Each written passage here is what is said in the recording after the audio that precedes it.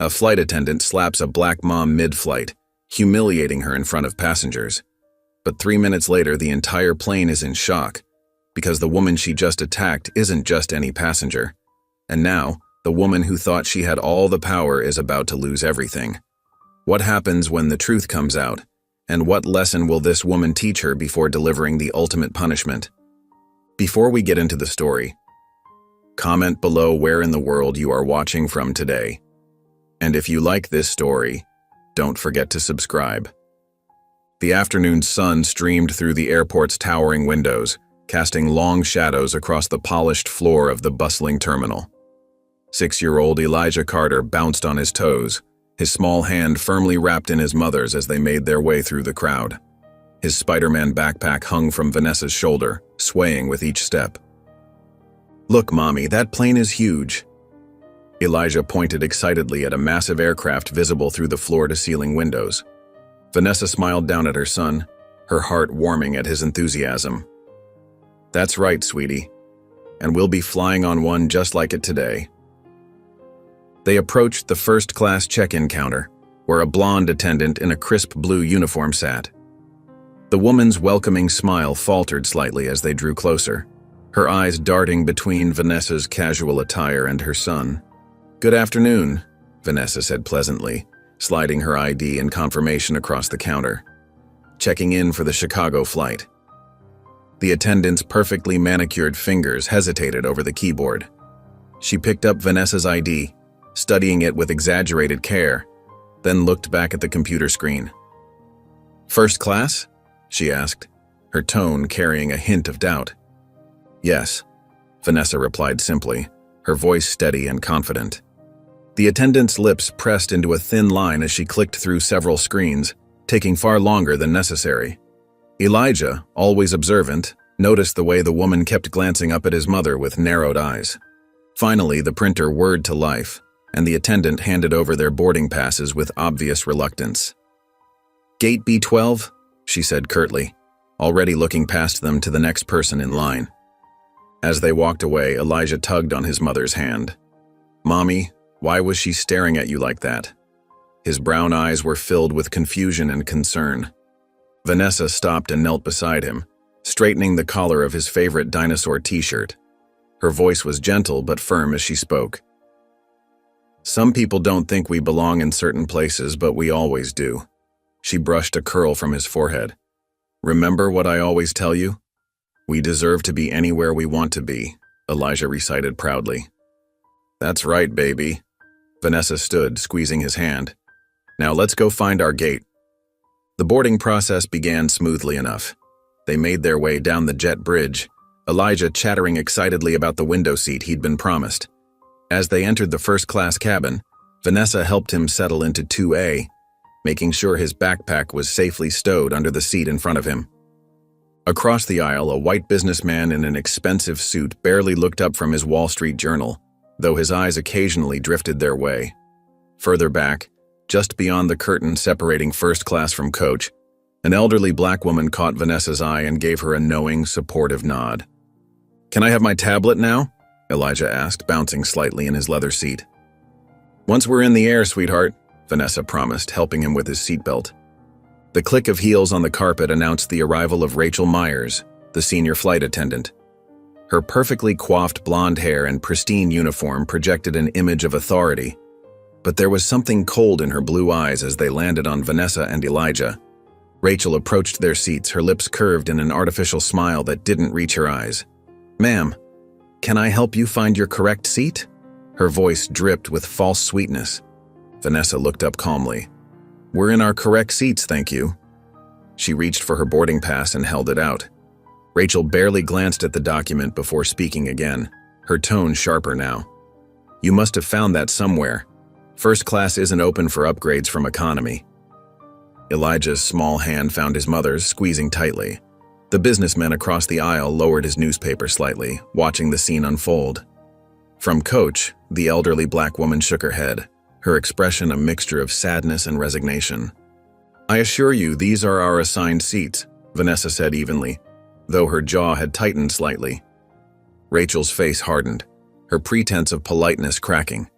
She reached for the intercom handset, her eyes never leaving Vanessa. "Security to the first-class cabin," she announced, her voice clipped. "We have a passenger refusing to cooperate." Before anyone could react, Rachel's hand shot out, striking Vanessa across the face with a sharp crack that seemed to echo through the suddenly silent cabin. Elijah burst into tears, pressing himself against his mother's side. "Mommy," he sobbed, his small body shaking. Scattered gasps arose from the surrounding passengers. The businessman's newspaper dropped to his lap, his mouth hanging open. Whispers rippled through the cabin, growing louder with each passing second. Rachel stood there, a triumphant smirk playing at the corners of her mouth as she waited for Vanessa to crumble, to gather her things and slink away in shame. But Vanessa didn't move. She didn't cry out or raise her hand to her reddening cheek. Instead, she reached into her purse with deliberate calmness and withdrew her phone. Her fingers moved across the screen with precise, unhurried movements as she dialed a number, her expression eerily composed despite the handprint blooming on her face. The cabin had grown so quiet that the soft beeping of the phone's keys seemed unnaturally loud. Rachel's smirk began to falter as she watched Vanessa's unwavering composure, the first flicker of uncertainty crossing her face. The silence in the cabin seemed to stretch endlessly as Vanessa held the phone to her ear.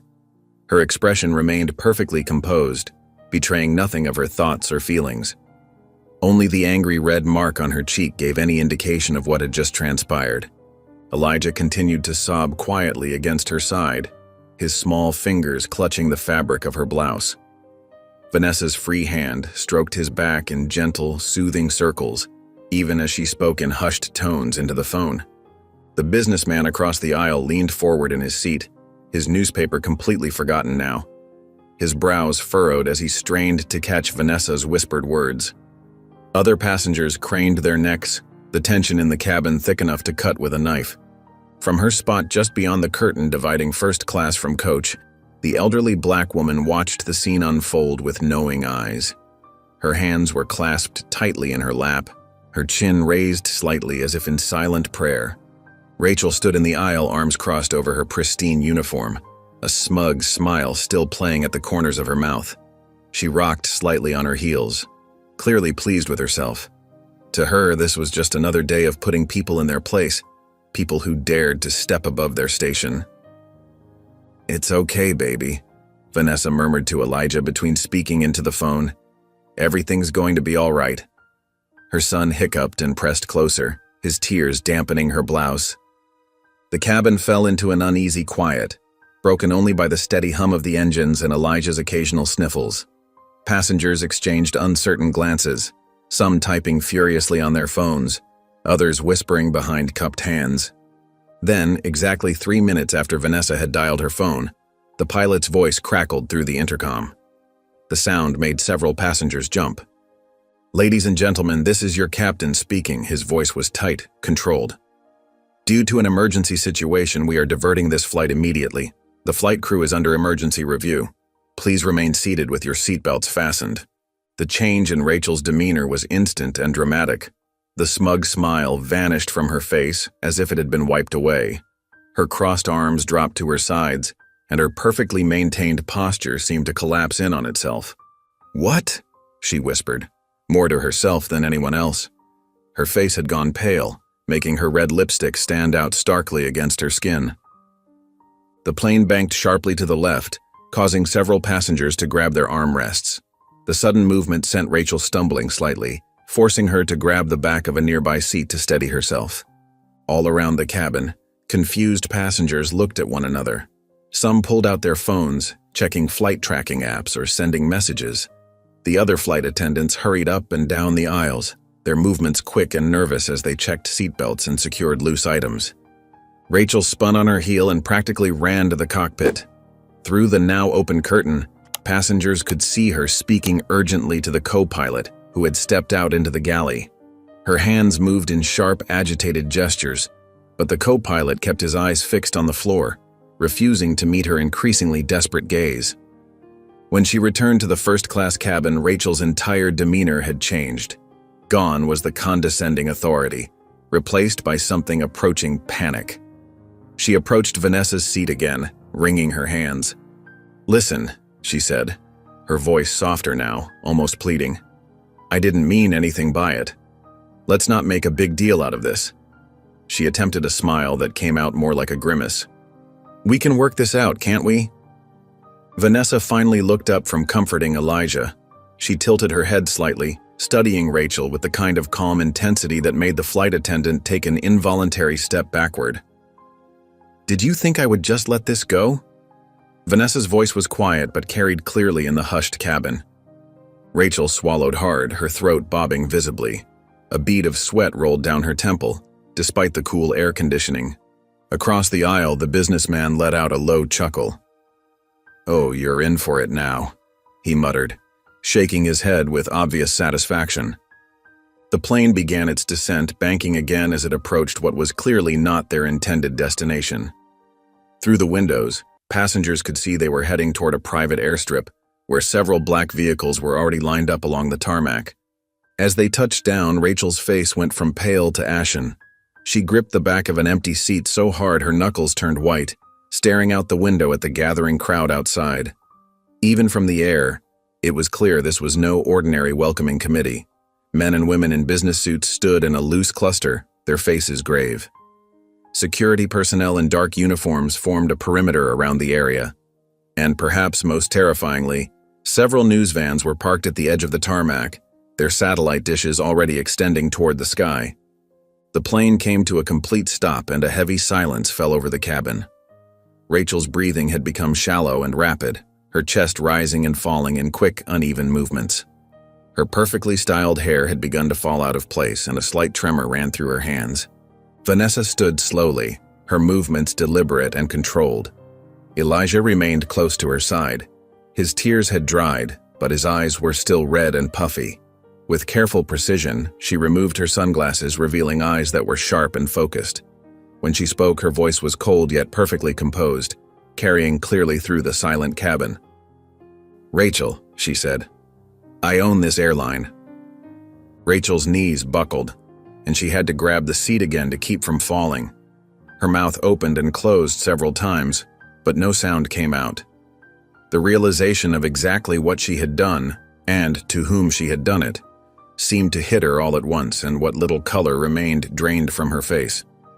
Sometime later, the plane door opened with a soft hiss, and immediately, a barrage of camera flashes lit up the entrance. Rachel squinted against the bright lights, her legs still shaky as she pressed herself against the galley wall, trying to make herself as small as possible. But there was nowhere to hide from what was unfolding before her. A group of airline executives in crisp suits rushed forward across the tarmac, their faces a mixture of concern and deference as they approached the aircraft. Leading them was James Morton, the airline's chief operating officer.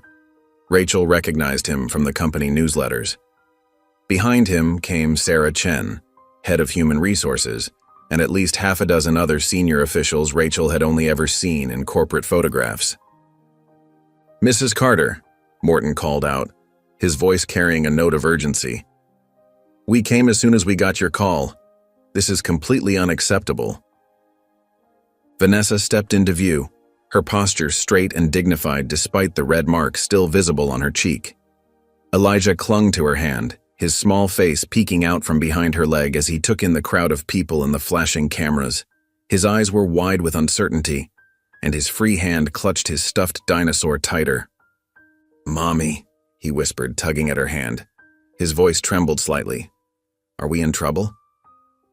The question seemed to pierce through the chaos of the moment. Vanessa knelt down beside him, her movements graceful despite her anger. She cupped his face in her hands and pressed a gentle kiss to his forehead. "Not us, baby," she said softly, but loud enough for those nearby to hear. "Not us." Rachel watched this tender moment with growing horror, the full weight of her actions crashing down upon her. She had slapped this woman, the owner of the airline, in front of her young son. Her stomach churned as she realized just how badly she had miscalculated. Two security officers in dark uniforms appeared at Rachel's side, their faces stern. "Ma'am, you need to come with us," one of them said, taking her arm firmly but professionally. "Wait," Rachel protested, trying to pull away. "This is all a misunderstanding, I can explain." But her words fell on deaf ears as they led her away from the aircraft. As they passed through the terminal, Rachel caught sight of Jenny, a flight attendant she'd worked with for the past 5 years. "Jenny!" she called out desperately. "Jenny, please tell them this isn't like me." But Jenny turned away, refusing to meet Rachel's eyes. The rejection stung more than Rachel expected. She and Jenny had shared countless layovers together, had gone shopping in foreign cities, had celebrated each other's birthdays. Now Jenny wouldn't even look at her. Meanwhile, Vanessa was being escorted to a private lounge, Elijah's hand still firmly in hers. The room was elegant but understated, with comfortable leather chairs and a view of the airfield. Sarah Chen personally poured Vanessa a glass of water, her hands shaking slightly as she handed it over. "Mrs. Carter," Morton began, his voice heavy with contrition, "we cannot begin to express how deeply sorry we are for this incident. This kind of behavior is completely contrary to our values as an airline, and—" Vanessa took a slow, deliberate sip of water before cutting him off. "I don't want apologies," she said, her voice calm but carrying an edge of steel. "I want change." The executives exchanged nervous glances. Before they could respond, there was a commotion at the door. Rachel burst in, having somehow broken away from security. Her perfectly styled hair was now disheveled, her uniform wrinkled and her eyes wild with panic. "Please," she cried out, her voice cracking. "You have to understand, I was stressed. The flight was delayed. Passengers were being difficult. I didn't mean it." The words tumbled out in a desperate rush. "It's all just a misunderstanding." Vanessa carefully set her glass down on the side table. The soft clink of glass against wood seemed to echo in the sudden silence of the room. She turned to face Rachel, her gaze steady and unflinching. "No, Rachel," she said, her voice quiet but carrying clearly across the room. "This is about more than today. This is about the dozens of passengers you've belittled, ignored, and humiliated for years." She leaned forward slightly in her chair. "You just picked the wrong one today." Rachel's face crumpled. The facade of the confident, authoritative flight attendant was completely gone now, replaced by raw fear. She sank into a chair across from Vanessa, her legs no longer able to support her. "Please," she whispered, "don't destroy my career. This job is all I have." Vanessa studied her for a long moment, her expression unreadable. When she finally spoke, her words carried the weight of carefully considered judgment. "You think you've lost everything?" she asked, her voice taking on an edge of ice. "No, Rachel. Losing everything means facing the reality of what you've done." She leaned forward, her eyes locked onto Rachel's. "So before I fire you, you're going to learn exactly what that means." Rachel shivered visibly, shrinking back in her chair. The temperature in the room seemed to drop several degrees as the implications of Vanessa's words sank in. This wasn't going to be a simple termination. This was going to be something far more profound and painful. The security officers who had followed Rachel into the room now stood at attention, waiting for instructions. The airline executives remained silent, their expressions a mixture of sympathy and stern approval for Vanessa's handling of the situation. And through it all, Elijah sat quietly beside his mother, his young face showing a wisdom beyond his years as he watched Rachel tremble in her seat. Days later, the harsh buzz of Rachel's doorbell jolted her awake at 4:30 a.m. Groaning, she stumbled to her front door, still wearing her silk pajamas. 2 airline security officers stood on her doorstep, their expressions neutral but firm. "Ms. Myers," one of them said, holding out a folded bundle of cloth. "Get dressed. Your training begins in 30 minutes. Rachel blinked at the garment they handed her. It wasn't the crisp, professional flight attendant uniform she was used to. Instead, she held a rough, navy blue jumpsuit, the kind worn by ground crew workers. Her stomach dropped as she read the patch sewn onto the chest. "Trainee." "This must be a mistake," she protested, trying to hand it back. "I'm a senior flight attendant."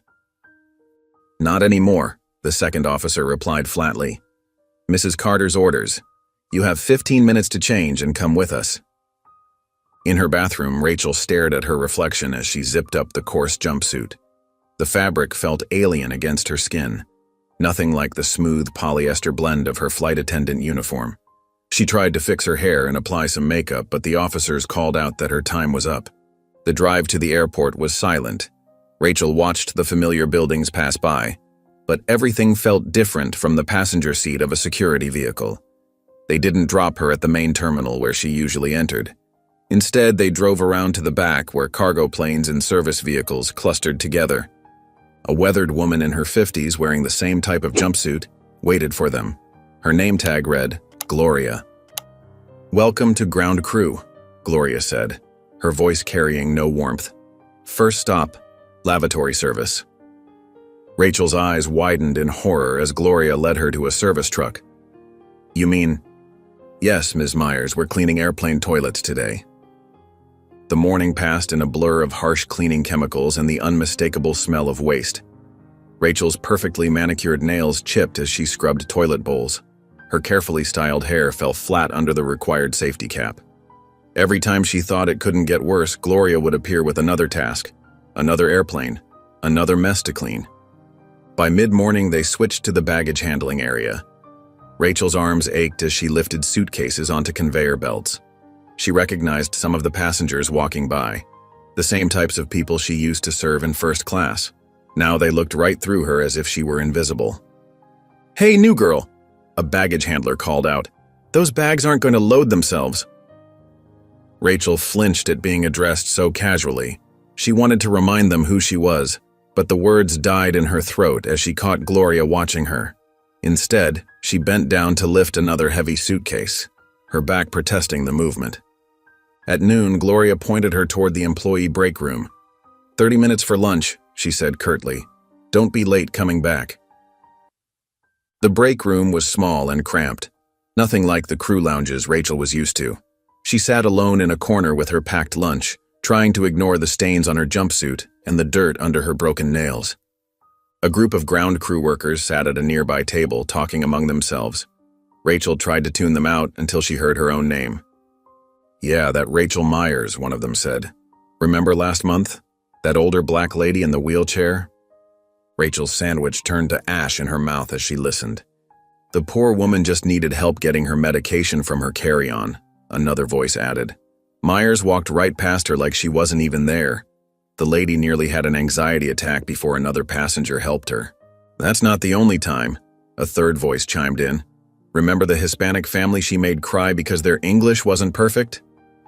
Each story hit Rachel like a physical blow. She remembered these incidents, but at the time, she'd dismissed them as unimportant. Now, hearing them from the perspective of these workers, she felt sick to her stomach. The afternoon brought more physical labor. Rachel folded hundreds of airline blankets, her arms burning from the repetitive motion. She restocked beverage carts, cleaned windows, and emptied trash bins. Every task reminded her of how she used to treat the people who did this work daily. By evening, her whole body screamed in protest. Her designer shoes, completely inappropriate for the day's work, had given her blisters. Her back ached from lifting, her hands were red and raw from cleaning chemicals, and her feet felt like they were on fire. As her shift finally ended, Rachel collapsed onto a bench outside the employee entrance. The same bench, she realized with a jolt, where she'd often seen ground crew workers resting, people she'd previously dismissed as lazy. Looking down at her calloused hands, Rachel felt something she'd never experienced before. She felt small. All her years of authority, her carefully cultivated superiority, her pride in her position, none of it meant anything now. She was just another worker in a jumpsuit, invisible to the very people she used to look down upon. A shadow fell across her, and Rachel looked up to find Gloria standing there, holding a clipboard. "Mrs. Carter wants your first day report," Gloria said, her voice neutral. "Should I tell her you're ready for day 2? Rachel opened her mouth to protest, to argue, to demand her old position back, but the words wouldn't come. Instead, she just nodded, too exhausted to fight. As Gloria walked away, Rachel caught her reflection in a window. Her makeup had long since worn off, her hair was a mess, and her jumpsuit was stained with the evidence of a hard day's work. For the first time in her career, she saw herself clearly, and she didn't like what she saw. But this was only day one, and somehow Rachel knew Vanessa Carter was just getting started. The next day, the morning sun hadn't yet risen when Rachel's alarm blared through her apartment. Every muscle in her body screamed in protest as she tried to sit up. Her arms felt like lead weights, and her back spasmed with each movement. Yesterday's physical labor had taken its toll in ways she'd never experienced before. Standing in front of her bathroom mirror, Rachel winced at her reflection. Dark circles shadowed her eyes, and her usually perfect hair hung limp and lifeless. She'd soaked in a hot bath last night, trying to ease her aching muscles, but it hadn't helped much. As she reached for her makeup bag, her hands trembled slightly, still raw from the harsh cleaning chemicals. The coarse fabric of the jumpsuit felt even more foreign against her skin today. Each button seemed to mock her as she slowly fastened them, her fingers stiff and uncooperative. The name patch still read trainee, a constant reminder of her fall from grace. Through her apartment window, she heard voices approaching, the familiar chatter of ground crew members heading to their morning shift. Rachel instinctively moved to peer out, then froze as she caught fragments of their conversation. "Did you see Myers yesterday? Little Miss Perfect scrubbing toilets?" Laughter erupted, followed by another voice. "Bet she's never done an honest day's work in her life. Did you see how she was holding that mop?" More laughter. Rachel's cheeks burned as she stepped away from the window. Just last week, these same workers would have lowered their voices and stepped aside when she walked past. Now she was the subject of their jokes. The security officers arrived right on schedule, their knock sharp and professional. Rachel grabbed her bag, trying to ignore how her muscles protested every movement. In the car, she noticed they weren't heading toward the maintenance area like yesterday. Instead, they pulled up to the main terminal building. Gloria waited by the employee entrance, clipboard in hand. "Different assignment today, Myers," she said, leading Rachel through a maze of corridors. They stopped at a door marked Customer Relations Department. "Mrs. Carter wants you to handle some specific complaints." The office was a stark contrast to the luxury of first-class cabins Rachel was used to. Rows of gray cubicles stretched across a fluorescent-lit room, each equipped with a basic telephone and computer. Gloria directed her to a cubicle in the corner. "These are recordings and written complaints from passengers who've experienced discrimination on our flights," Gloria explained, placing a thick folder on the desk. "You'll listen to each one, then call the passengers personally to apologize." Rachel's stomach clenched as she opened the folder. The first complaint form had her name clearly printed in the staff member involved field. So did the second. And the third. "Start with the recorded complaints," Gloria instructed, showing her how to access the audio files. "Mrs. Carter wants you to hear their voices." The first recording started playing through Rachel's headset. A woman's voice, thick with emotion, described trying to pre-board with her infant son. Rachel remembered the incident. She'd assumed the woman's first-class ticket was fake, making her wait until final boarding. The baby had been crying. "My son was hungry and tired," the woman's voice continued. "I showed her my ticket 3 times, but she kept saying there must be a mistake. I've never felt so humiliated." Rachel's hand shook as she dialed the number listed on the complaint form. After 3 rings, a voice answered. "Hello, Mrs. Thompson. This is Rachel Myers from Alliance Airlines." Her voice wavered. "I'm calling about the incident last month when you were trying to pre-board with your son." Silence filled the line for a moment. "I remember you," Mrs. Thompson said coldly. "I'm calling to apologize. What I did was wrong. I made assumptions about you that were racist, and I treated you and your son terribly." The words felt like glass in Rachel's throat. Another long pause. "Do you know my son cried for 2 hours straight? Do you know how it felt to have other passengers staring at us, wondering what I'd done wrong?" "I'm so sorry," Rachel whispered.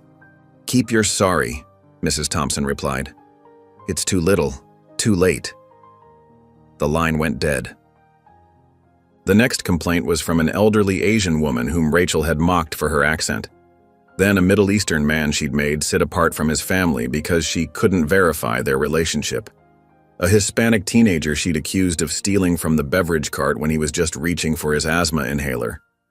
Each call was harder than the last. Some passengers hung up as soon as they heard her name. Others listened to her apologies in stony silence. A few yelled, their anger still fresh months later. Only one person accepted her apology, and even then the woman added, "I hope you really understand what you did." By lunch break, Rachel's voice was hoarse from apologizing, and her cheeks were wet with tears she hadn't realized she was crying. In the break room, other employees moved away from her table, leaving her alone with her thoughts. The afternoon brought more complaints, more calls, more confrontations with her own behavior. Each recording forced her to relive moments she'd dismissed as unimportant, moments that had clearly left deep wounds in others. A mother described how Rachel's dismissive eye roll had made her daughter afraid to ask for help during future flights. A businessman recalled how Rachel had checked his first-class ticket 3 times while letting white passengers walk right past. An elderly woman detailed how Rachel had ignored her requests for assistance with her luggage, leaving her struggling alone. As the day drew to a close, Rachel sat alone in the break room, her untouched coffee growing cold. The voices from the complaints echoed in her head, angry, hurt, frustrated, resigned. Each one had a story, a family, feelings she'd carelessly trampled. "I really did all that," she whispered to herself, the words barely audible in the empty room. It wasn't a question anymore, but a devastating realization. Every complaint, every angry voice, every tear-filled story, they were all because of her. The weight of this truth settled heavy on her shoulders, far heavier than any luggage she'd lifted yesterday. The next day, the morning air felt thick with tension as Rachel entered the large conference room. Her steps faltered when she saw the circle of chairs, most already occupied by women of various ethnicities. Their faces were familiar. She'd passed them in hallways, shared break rooms with them, but had never really seen them. Until now. Vanessa stood at the front of the room, her presence commanding attention without effort. She wore a simple black blazer and slacks, but carried herself with the quiet authority that came from owning the airline. When Rachel entered, several heads turned, and the low murmur of conversation died. "Sit down, Rachel," Vanessa said, gesturing to an empty chair. Her voice was neither kind nor cruel, simply matter of fact. "You never cared to hear their stories before. Today, you will." Rachel's legs felt wooden as she made her way to the chair. She could feel eyes following her movement, some curious, others hostile. The chair creaked as she sat, the sound unnaturally loud in the quiet room. "Ladies," Vanessa addressed the group. "Thank you for coming today. I know it wasn't easy for many of you to return here. Please, share your experiences with us." A black woman in her early 30s cleared her throat. Rachel recognized her, Sarah Jenkins, a former flight attendant who'd quit 6 months ago. Sarah's hands were clasped tightly in her lap, her knuckles white with tension. "I worked here for 5 years," Sarah began, her voice steady despite her rigid posture. "Every month, without fail, I was assigned the worst shifts. Red eyes, holiday rotations, last-minute schedule changes. When I complained to management, they said it was random assignment, but I noticed the white attendants got their preferred schedules more often than not." Sarah's eyes met Rachel's directly. "You were crew leader then, Rachel. Remember when I asked you about it? You told me to stop playing the race card and be grateful for the job." Rachel felt her face grow hot. She remembered that conversation, remembered dismissing Sarah's concerns with barely a thought. "The schedule wasn't the worst part," Sarah continued. "It was the isolation. Team dinners, coffee breaks, birthday celebrations. Somehow my invitations always got lost. 5 years of watching my colleagues build friendships while I ate alone in the break room." A Latina woman spoke next, Maria Gonzalez. Her accent was slight but noticeable. "I loved being a flight attendant," she said, a sad smile playing at her lips. "But every day, someone would mock how I pronounced things. Passengers, crew members, even you, Rachel." Rachel shifted uncomfortably in her chair as Maria continued. "You would imitate my accent when giving instructions during crew meetings. Everyone would laugh. I tried to speak up, but you said I was being too sensitive." Maria's voice cracked slightly. "After 3 years, I couldn't take it anymore. I quit last spring.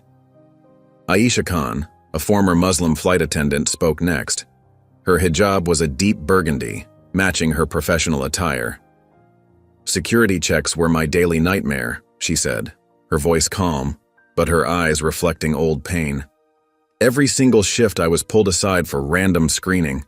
My white colleagues walked through without a second glance, but I had to arrive an hour early just to get through security.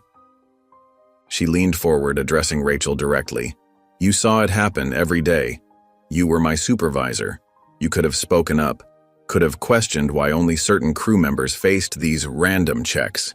Instead, you told me it was protocol and that I should understand the times we live in. One by one, more women shared their stories. A Korean-American flight attendant described how passengers would ask to be served by a real American, while Rachel stood by silently. A black customer service representative recalled how Rachel had questioned her presence in the first-class lounge, despite her wearing a staff uniform. Each story hit Rachel like a physical blow. These weren't just complaints from passengers she'd never see again. These were women she'd worked with, women whose careers she'd impacted, whose daily lives she'd made harder through her actions and inactions. The weight of their words became unbearable. Rachel felt her chest tighten, her breathing becoming shallow. This was too much, too many accusations, too many memories she'd dismissed, too many wrongs she couldn't right. She stood up abruptly, her chair scraping against the floor. She turned toward the door, ready to flee, to escape these voices and these truths. But Vanessa's voice cut through the air like a whip. If you walk away now, you prove everything they said about you. Rachel froze mid-step, her hand halfway to the door handle. Her body trembled with the effort of holding still, caught between flight and facing the truth. For the first time in her career, Rachel had no defense, no clever explanation, no way to dismiss these women's experiences. Their stories formed an undeniable pattern, and she had been at the center of it all. Rachel's heels clicked against the polished floor as security escorted her to yet another meeting room. Her shoulders slumped with exhaustion from days of confronting her past behavior. When the door opened, she stopped dead in her tracks. Sitting at the small conference table was the elderly black woman from the flight, the one who had watched everything unfold from coach with knowing eyes. The woman's silver hair was pulled back in a neat bun, and she wore a pressed navy dress with a pearl necklace. Her posture was impeccable, her presence commanding respect without saying a word. Rachel's throat tightened. Something about this woman's dignified bearing made her feel smaller than all the previous confrontations combined.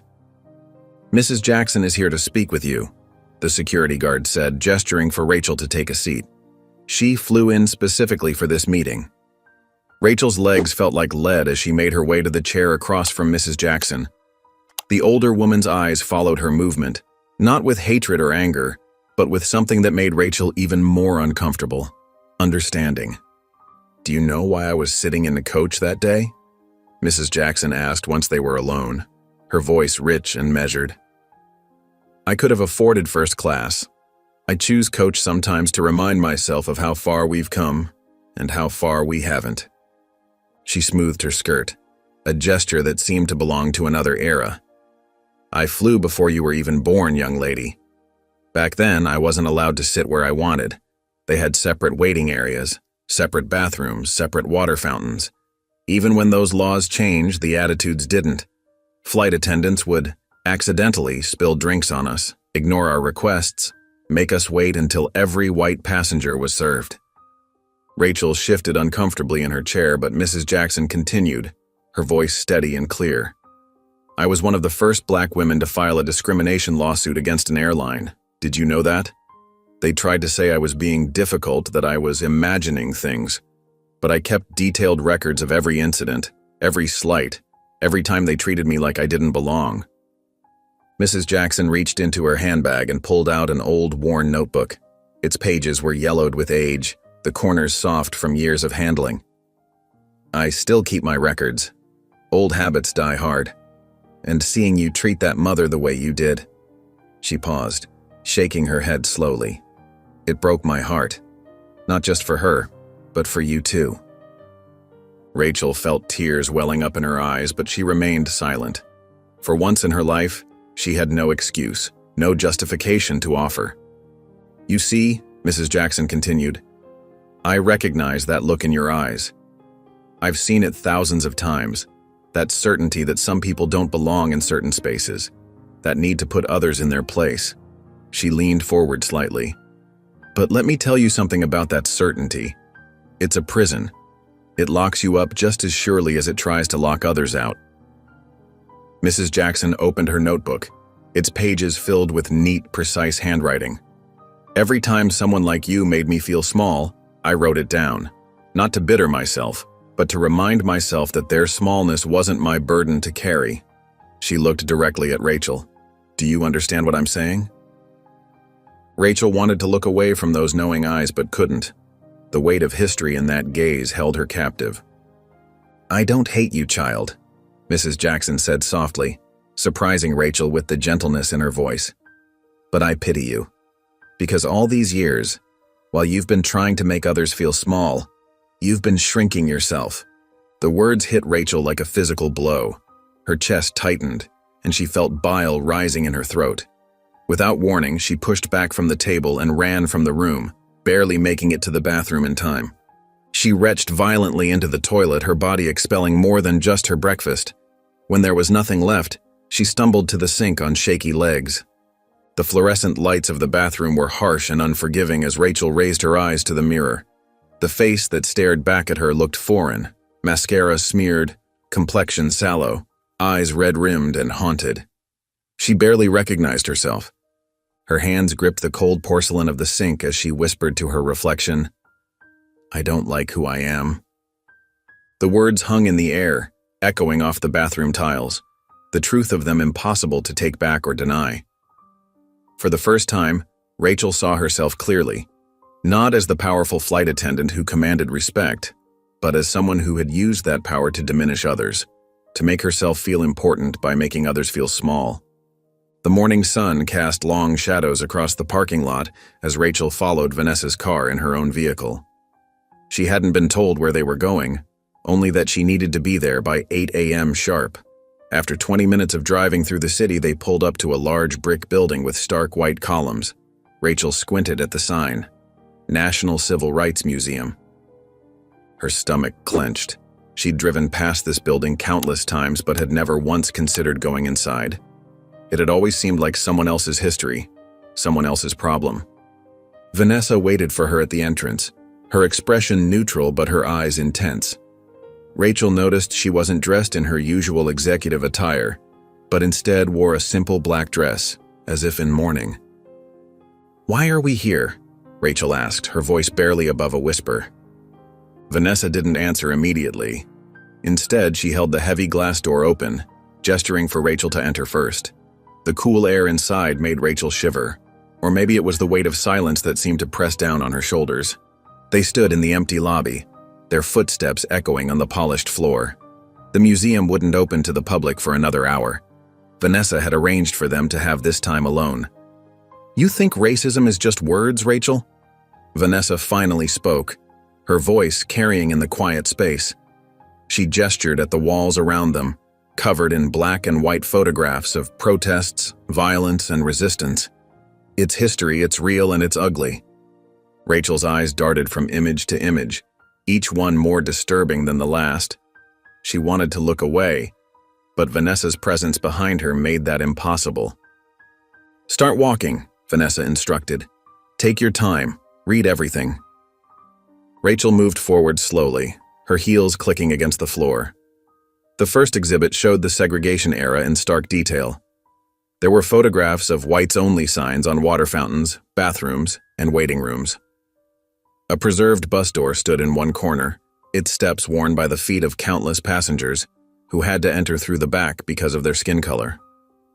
Her throat tightened as she saw images of black passengers being forcibly removed from segregated buses, their faces twisted in pain and humiliation. The violence in these photos wasn't ancient history. It had happened during her parents' lifetime. The next section focused on transportation discrimination. Rachel's steps faltered as she came face to face with a wall of flight attendant photographs from the 1960s. Row after row of smiling faces, all white, all perfectly coiffed. all representing an ideal of beauty and service that explicitly excluded women of color.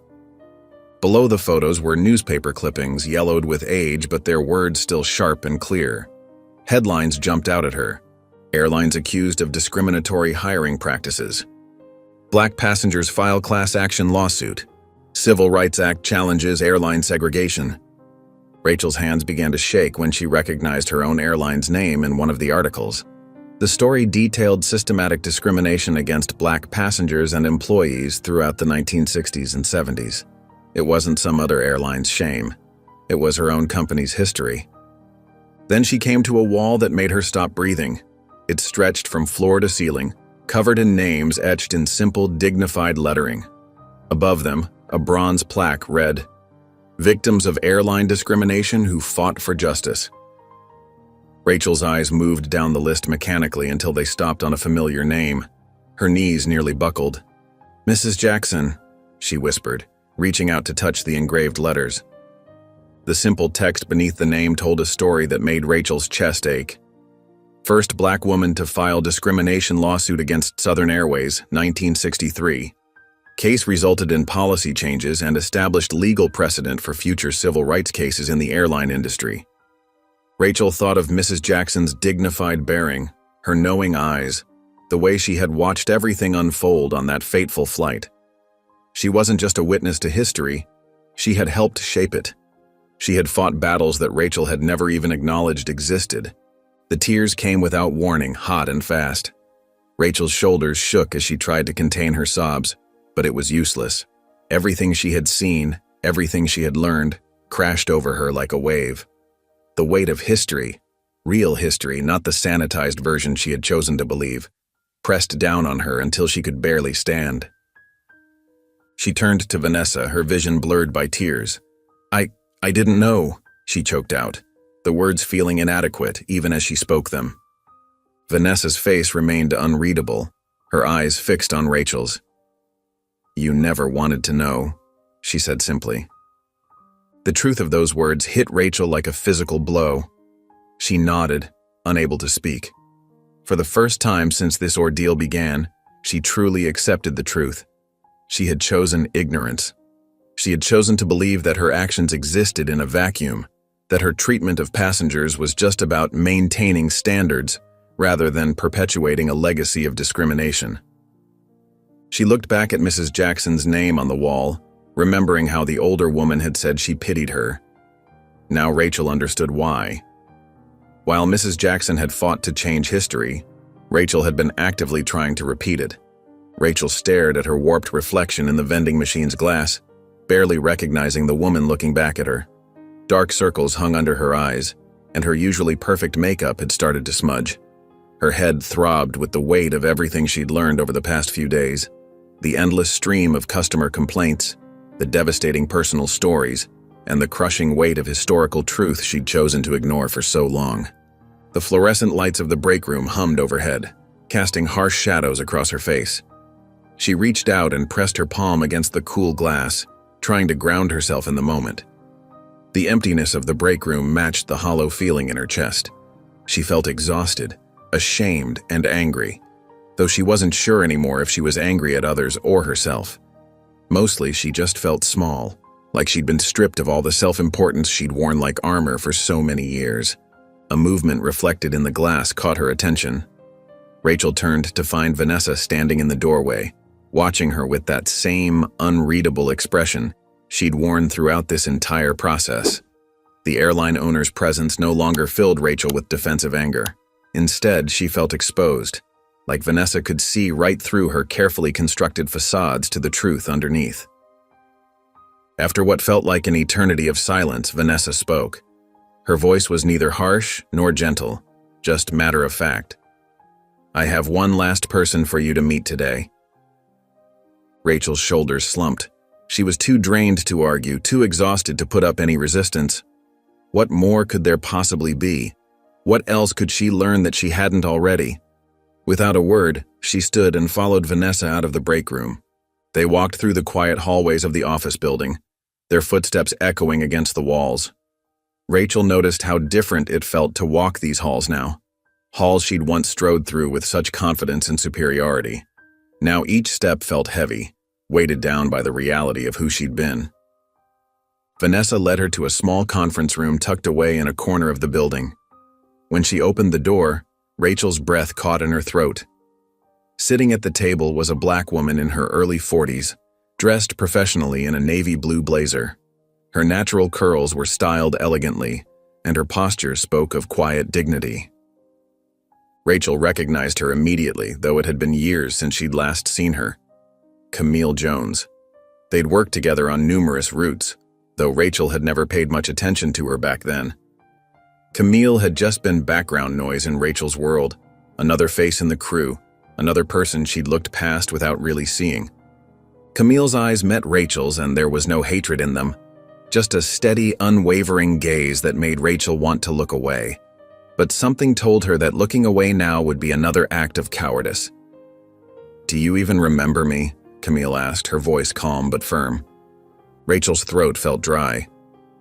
You used to work on my routes," she managed to say, knowing how inadequate those words were even as they left her mouth. Camille nodded slowly, but her expression darkened slightly. "I did. Until you helped push me out." The words hit Rachel like a physical blow. She blinked in shock, her mind racing to understand. "What? I never—" But Camille didn't let her finish. Instead, she began to speak, her voice steady and clear, laying out truths that Rachel had never noticed, or more accurately, had chosen not to notice. "Every time the schedules came out, you got the premium routes with reasonable hours. I got back-to-back shifts with no breaks, working myself to exhaustion. When I complained about passengers touching my hair without permission, you rolled your eyes and told me to stop being so sensitive. When Mark started making comments about my unprofessional natural curls, you laughed right along with him." Each revelation felt like another weight being added to Rachel's shoulders. Memories started flooding back, moments she'd dismissed as unimportant, comments she'd made without thinking, situations she'd ignored because they didn't affect her directly. "There was the time I asked to switch shifts because my mother was in the hospital," Camille continued, her composure never wavering. "You told me I needed to get my priorities straight if I wanted to succeed in this industry. The same week you switched shifts with Sarah because she wanted to attend her dog's agility competition." Rachel's mouth opened and closed, but no words came out. She wanted to defend herself, to explain that she hadn't meant any harm, that she hadn't realized what she was doing. Finally, she stammered, I never meant to." Camille held up her hand, stopping Rachel mid-sentence. "Intent doesn't erase impact." The words were simple but devastating in their truth. Rachel looked away, shame burning hot in her chest. She could feel Vanessa's presence behind her, silent but watchful. The weight of everything, every thoughtless action, every dismissive comment, every moment of calculated indifference, pressed down on her until she could barely breathe. After what felt like an eternity of silence, Rachel swallowed hard. For the first time since this whole process began, she asked a real question, not to defend herself, not to minimize her actions, but to truly understand. How did it feel? Camille studied her for a long moment, as if weighing whether Rachel really wanted to know the truth. Then she answered, her words precise and honest. "Like drowning. And you stood there watching." Rachel felt her stomach twist violently. The metaphor was too perfect, too accurate. She had watched. She had known on some level what was happening, and she had done nothing. Worse than nothing. She had been an active participant in making another human being feel like they were drowning. Rachel lay in the narrow bed of her airline-provided dorm room, the scratchy sheets twisted around her legs from hours of restless tossing and turning. The digital clock on the nightstand cast a harsh red glow across the sparse room, marking each minute that slipped by without sleep. Every time she closed her eyes, Camille's words echoed in her mind. Like drowning. And you stood there watching. The ceiling above her became a screen where memories played out in vivid detail. She tried to push them away, to tell herself she hadn't been that bad. But each incident Camille had described rose up with crystal clarity, refusing to be dismissed. There was the time Camille had asked to switch shifts because of her hospitalized mother. Rachel remembered the exact tone of her own voice, dripping with condescension. "If you can't handle the schedule, maybe this isn't the right career for you." She'd said it so casually, as if she were doing Camille a favor by being honest. Then there was the morning meeting where Mark had made those comments about Camille's hair.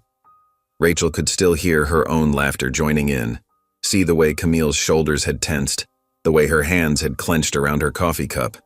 At the time, Rachel had thought it was just harmless workplace banter. Now the memory made her stomach turn. The more she tried to justify her past actions, the more examples surfaced. The time she'd accidentally left Camille off the email chain about crew social events. The way she'd always managed to get the best routes while Camille got stuck with the exhausting red-eye flights. The countless times she'd walked past Camille struggling with difficult passengers without offering help. Rachel rolled onto her side, pulling the thin pillow over her head as if she could block out the thoughts. But they kept coming. She remembered the subtle smirk she'd share with other flight attendants when Camille would speak up in meetings, the way she'd deliberately mispronounce Camille's last name, even after being corrected multiple times. "I wasn't that bad," she whispered into the darkness. But the words sounded hollow even to her own ears, because now she could see it all clearly. Every dismissive gesture, every backhanded comment, every moment she'd used her position to make someone else feel small. Camille had been right about everything. Sleep never came that night. Rachel watched the sun rise through the small window, casting pale light across the industrial carpet. Her body felt heavy with exhaustion, but her mind wouldn't stop racing. When she walked into training the next morning, dark circles under her eyes, she expected, hoped for, some relief. Maybe today would be easier. Maybe she'd done enough soul-searching. Instead, Vanessa stood waiting for her, holding a thick stack of printed documents. Without a word, she handed them to Rachel, who took them with slightly trembling hands. Rachel flipped through the first few pages, her heart sinking lower with each one. The papers were filled with formal complaints, dozens of them, all filed against her over the years. Some she vaguely remembered. The Asian businessmen she'd repeatedly ignored while fawning over the white passengers in first class. The elderly Indian woman she'd accused of trying to steal extra blankets. The black mother she'd made wait until last to board despite her having a fussy infant. Other complaints she hadn't even known about. A Hispanic teenager who'd written about how Rachel had made him feel ashamed for speaking Spanish to his grandmother. A Muslim woman who detailed how Rachel had loudly questioned the authenticity of her dietary restrictions. A black father who'd described how Rachel had demanded to see his ticket 3 separate times while white passengers walked past unchallenged. Vanessa stood with her arms folded, watching Rachel's face as she read. "Do you know what I see, Rachel? A pattern. You weren't just rude on one bad day. You did this repeatedly." Rachel's hands trembled harder, causing the papers to rustle. She started, but Vanessa cut her off. "You never got fired before because people like you always get second chances. People like Camille don't." The words hit Rachel like a physical blow. She felt sick to her stomach as she realized the truth of it. How many times had she received nothing more than a gentle talking to from supervisors when passengers complained? How many times had she watched black and brown colleagues get written up for far less serious infractions? She sank into a nearby chair, the stack of complaints heavy in her lap. Each page felt like it weighed 1,000 pounds. She began to read them again, more carefully this time. Each complaint described not just what she'd done, but how it had made people feel. Humiliated, degraded, less than human. One complaint particularly stood out. A young black woman who'd been traveling with her elderly grandmother. Rachel remembered the incident vaguely. She'd been annoyed because they were taking too long to store their bags. The complaint described how Rachel had snapped at them, made a show of checking their tickets multiple times, and then loudly announced to another flight attendant that some people shouldn't fly if they can't keep up. The woman had written, "What hurt most wasn't just the rudeness. It was knowing that my grandmother, who had lived through segregation, had to experience this treatment in 2023. I saw the shame in her eyes, the way she tried to hurry despite her arthritis. No one should have to feel that way. Rachel's vision blurred with tears as the full weight of her actions crashed over her. She'd spent years telling herself she was just doing her job, that she treated everyone the same, that people were too sensitive. But the evidence was right here in black and white, a documented history of cruelty, bias, and discrimination. "I wasn't just complicit," she whispered, the realization hitting her like a thunderbolt. "I was the villain." Tears stung her eyes as she continued to read, each complaint feeling like another punch to the gut. She had been the monster in countless people's stories, the reason they'd felt unwelcome, unsafe, unworthy. She'd wielded her position like a weapon, never stopping to consider the damage she was inflicting. Rachel stood in the airport terminal early the next morning, her body still heavy with exhaustion from a sleepless night. Dark circles shadowed her eyes, and her normally pristine appearance showed signs of strain. Vanessa approached her with purposeful steps, her expression unreadable as always, her posture radiating quiet authority. "One final assignment," Vanessa announced, handing Rachel an observer's badge, the plastic cool against Rachel's palm. "You're going to watch a real flight crew in action." Rachel took the badge, turning it over in her hands, assuming she'd be observing a routine shift, perhaps shadowing some senior flight attendants or monitoring the pre-flight procedures. A simple task, she thought. But when Vanessa led her toward Gate C-12, where a fully booked commercial flight was preparing for departure, the bustling activity and sea of passengers made Rachel realize this would be different. "You'll be invisible today," Vanessa explained, her voice firm but not unkind. "No interaction with the crew or passengers. Just watch, listen, pay attention." They boarded ahead of the passengers. Rachel followed Vanessa to the rear galley, where they could observe without being obvious. The flight attendants bustled around them, performing their pre-flight checks with practiced efficiency, calling out to each other as they verified safety equipment and prepared the cabin. As passengers began boarding, Rachel watched a black female flight attendant, her name tag read Jasmine, greet everyone with a warm smile that reached her eyes. When a well-dressed businessman in a tailored suit approached his first-class seat, Jasmine offered a friendly, "Good morning, sir." The man walked right past her as if she were part of the plane's furniture, not even glancing in her direction, his focus entirely on his phone. Rachel shifted uncomfortably, her fingers fidgeting with the edge of her badge. She'd seen this kind of behavior countless times before, but something felt different now. She noticed the slight tightening around Jasmine's eyes, the way her smile remained professional but dimmed just a fraction, before she composed herself and greeted the next passenger with renewed warmth. At the gate, a Middle Eastern passenger was pulled aside for what the security officer called a random screening. Rachel watched the man's resignation as he stepped aside, his shoulders slumping slightly, his teenage daughter looking on with embarrassment, her cheeks flushing as she stared at her shoes. It was clear from his expression that this wasn't the first time this had happened to him. He complied without protest, the weariness in his movements telling its own story. The boarding continued. A young Latina mother made her way down the aisle, struggling with a crying baby and a diaper bag that kept slipping from her shoulder. Other passengers shot her irritated looks, some making exaggerated sighs or rolling their eyes. One man muttered something under his breath that made those around him snicker. The mother's face flushed with shame as she tried to quiet her child, her hands trembling slightly as she arranged their belongings, whispering soothing words in Spanish. Rachel's stomach churned, a sour taste rising in her throat. How many times had she been one of those people? How many times had she made that same annoyed face, or worse, made a snide comment to another flight attendant about some people not being able to control their kids? The memory of her own words echoed painfully in her mind. Then something caught her attention near the front of the plane. A black teenager, maybe 15 or 16, dressed in a neat button-down shirt, pressed the call button. A young white flight attendant with blonde hair pulled into a perfect ponytail approached him.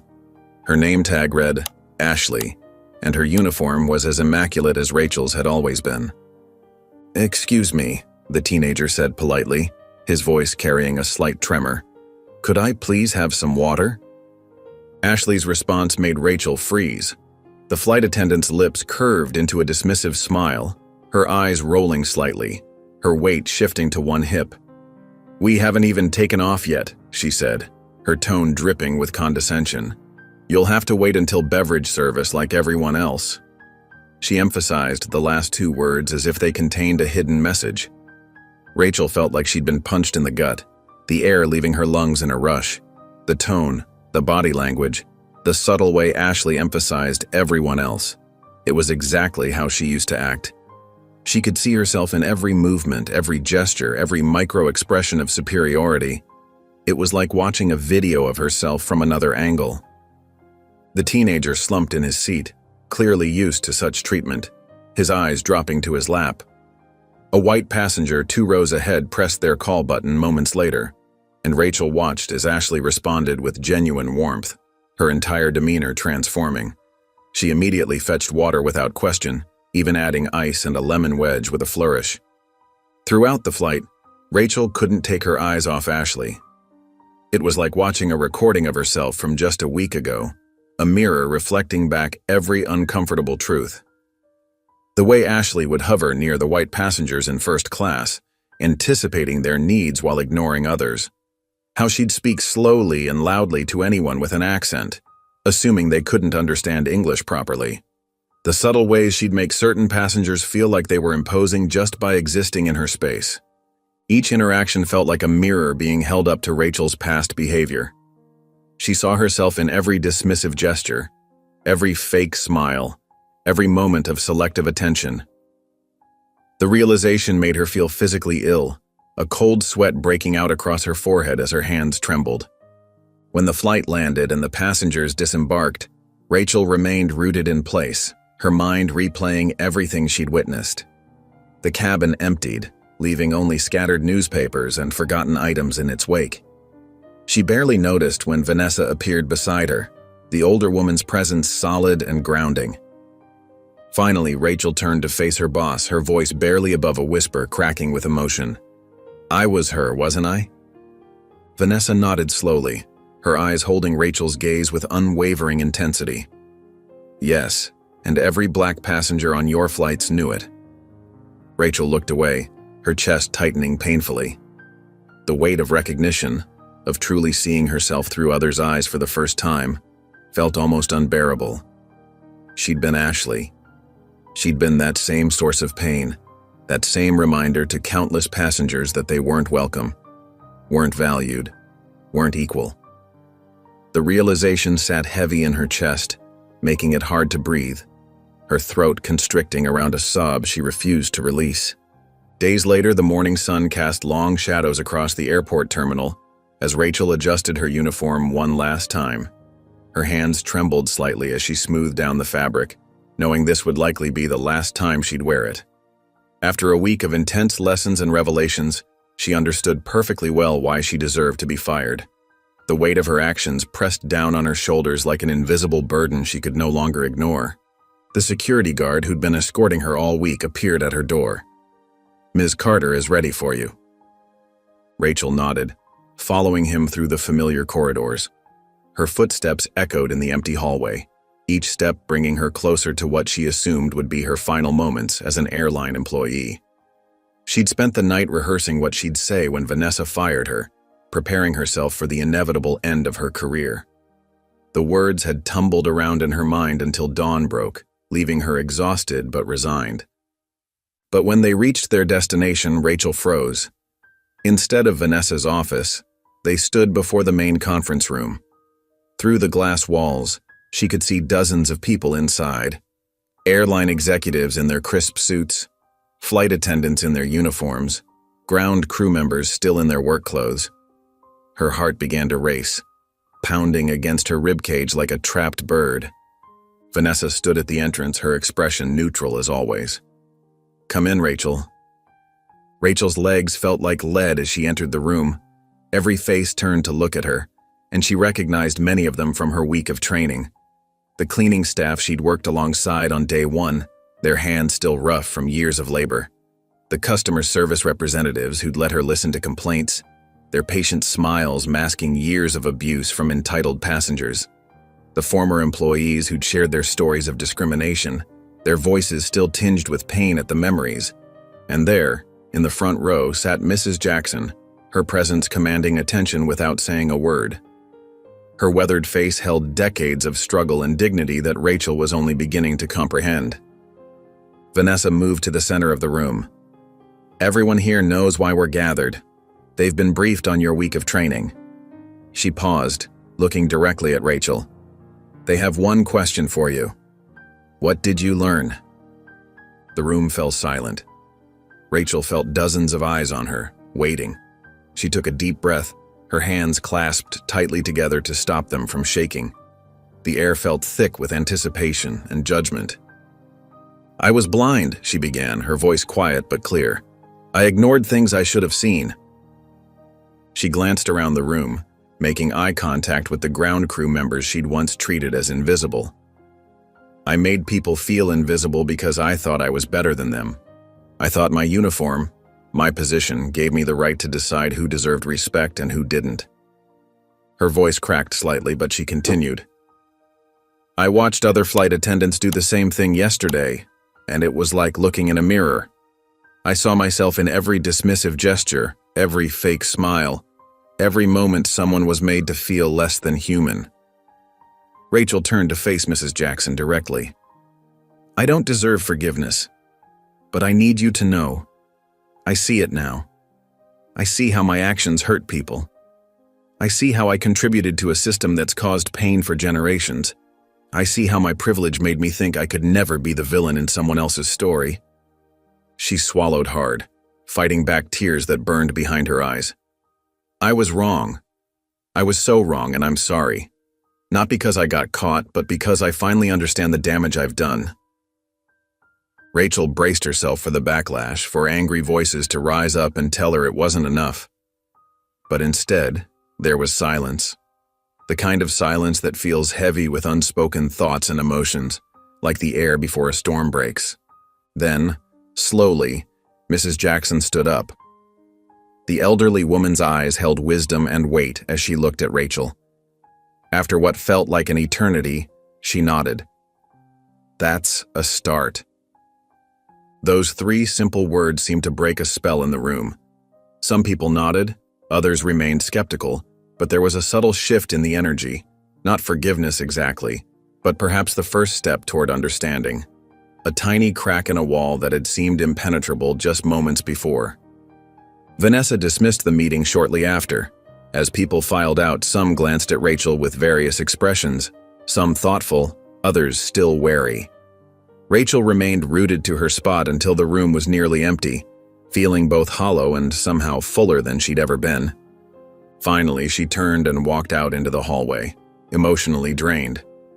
Her legs felt weak, and she leaned against the wall, closing her eyes. The cool surface against her back was the only thing that felt real in that moment. Footsteps approached, and she opened her eyes to see Vanessa standing before her, her posture straight and unyielding. "This doesn't erase what you did," Vanessa said firmly, "but at least now you understand." Rachel nodded, feeling the truth of those words in her bones. She couldn't change the past, couldn't take back the hurt she'd caused or the people she'd damaged. But for the first time in her life, she wanted to be better. Not for her career, not for her reputation, but because she finally understood the weight of her actions and the responsibility she carried.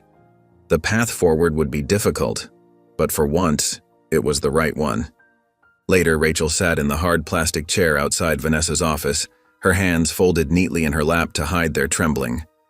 The corridor felt different now, colder, more sterile than when she'd walked these halls with authority just a week ago. The morning sunlight streamed through nearby windows, casting long shadows that seemed to point accusingly at her. She watched as airline employees passed by, some averting their eyes while others stared openly. News of her week-long punishment had spread throughout the company. Rachel didn't blame them for staring. She would have done the same before. Her uniform, freshly pressed for what she assumed would be the last time, felt heavy on her shoulders. The wings pinned to her chest, once a source of pride, now felt like a weight. She'd earned those wings, yes, but she'd never truly honored what they represented. The clock on the wall ticked steadily, each second bringing her closer to what she knew would be her final moments as an airline employee. She'd spent the night preparing for this, rehearsing graceful acceptance of her termination, planning how to hand over her ID badge, thinking about what she'd say in her final moments. The door to Vanessa's office opened with a soft click. Rachel straightened automatically, a reflex from years of maintaining perfect posture. Vanessa stepped out, her expression unreadable as always. She studied Rachel for a long moment, her gaze steady and evaluating. Rachel waited for the words she knew were coming, the formal dismissal, the request for her badge. Instead, Vanessa's next words caught her completely off guard. "Before I fire you, there's one last thing you need to do." Rachel blinked, confusion momentarily replacing her resignation. "What?" Without answering immediately, Vanessa reached into a folder she was carrying and withdrew a printed document. She held it out to Rachel, who took it with slightly trembling fingers. It was a flight itinerary, complete with crew assignments and passenger manifests. Rachel's eyes scanned the document, noting the departure time, route, and other details. But something felt off. These weren't her usual assignments. "This isn't mine," she said, looking up at Vanessa with confusion. Vanessa's lips curved into a slight smile, though her eyes remained serious. "It is. You're working one last flight." Rachel felt her stomach drop. The thought of stepping onto another plane, of facing passengers again after everything she'd learned about herself, made her throat tight with anxiety. She'd been prepared for termination, had accepted it as the fitting end to her career. This was unexpected, unsettling. "One final shift," Vanessa continued, her voice firm but not unkind. "You've seen the damage you caused. Now, you fix it. For one day, you're a real flight attendant. You do it right." Rachel stared at the itinerary in her hands, really seeing it now. It was a full flight, Chicago to Los Angeles, departing in 2 hours. Her eyes caught on specific details: several elderly passengers, a family with young children, passengers with dietary restrictions, someone requiring wheelchair assistance. In the past, she would have skimmed these details, treating them as inconveniences rather than human beings with needs. Now, each note carried weight, representing real people who deserved respect and care. Rachel nodded slowly, her fingers tightening on the paper. She didn't argue or try to defend herself. Those impulses had been stripped away during her week of training. Instead, she felt something new, a mix of fear and determination. "When do I start?" she asked quietly. "Report to Gate B-17 in 30 minutes, Vanessa replied. "The crew has been briefed about your situation. They know this is your last chance." Rachel stood, clutching the itinerary like a lifeline. She turned to leave, but Vanessa's voice stopped her. "Rachel." She turned back. "Remember everything you learned this week. Every story. Every face. Every lesson. This isn't about saving your job anymore. It's about proving you can be better." Rachel nodded again, understanding the weight of what Vanessa was saying. This wasn't just another shift. It was a test of everything she'd learned, everything she claimed to understand now. She made her way to the crew locker room, her mind racing with thoughts of the upcoming flight.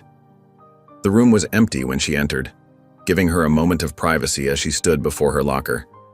She opened it slowly, revealing her spare uniform hanging inside. With careful movements, she began to dress. Each button she fastened felt different now. The fabric against her skin wasn't just a uniform anymore. It was a responsibility. The wings she pinned to her chest weren't just a symbol of authority, but a promise to do better. She looked at herself in the mirror, really looked. The reflection showed the same person who had abused her position, who had made others feel small to make herself feel big. But behind her eyes was something new: understanding, humility, and the weight of accountability.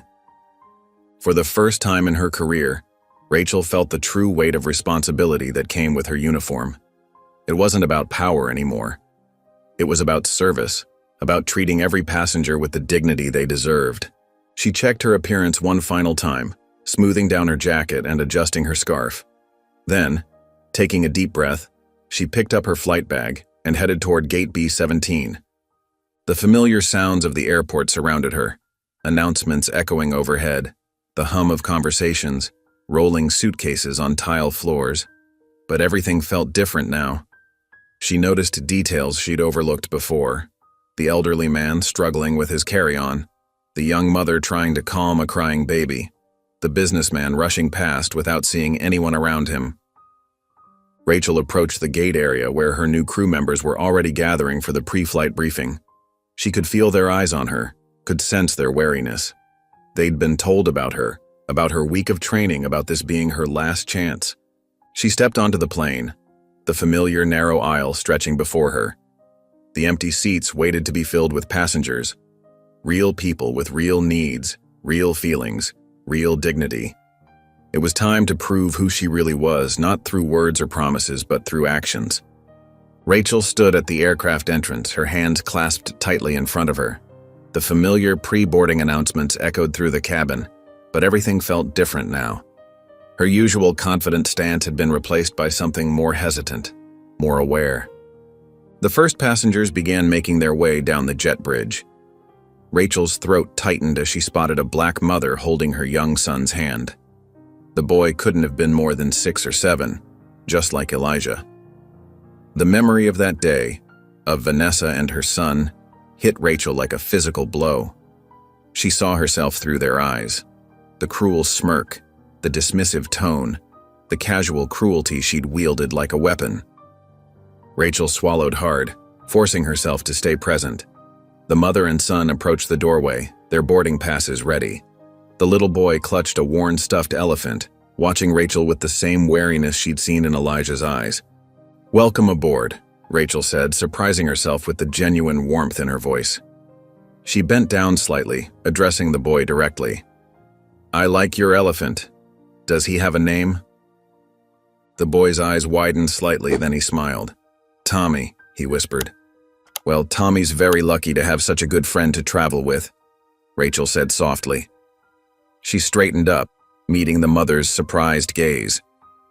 "You're in 14C and D. Would you like help finding your seats?" The mother shook her head, but her expression had softened. "We'll manage, thank you." As more passengers boarded, Rachel maintained her focus. Each person who stepped through that door was no longer just a seat number or a task to be completed. They were human beings, each carrying their own stories, their own struggles, their own dignity. An elderly couple approached, the husband supporting his wife as she walked slowly. Rachel immediately stepped forward. "Let me help you with those bags." She lifted their carry-ons carefully, noting how the wife's hands trembled slightly as she gripped her boarding pass. "Such a sweet girl," the wife murmured as Rachel escorted them to their seats, storing their bags in the overhead compartment and ensuring they were comfortable. The flow of passengers continued. Rachel spotted a Latina mother struggling with a heavy bag while trying to keep track of 2 small children. Without hesitation, Rachel moved to help, lifting the bag easily. "Gracias," the mother said, relief evident in her voice. "De nada," Rachel replied, one of the few Spanish phrases she knew. She made a mental note to learn more. How many times had she ignored passengers who weren't comfortable with English? A few rows back, an elderly black man was having trouble with his seatbelt.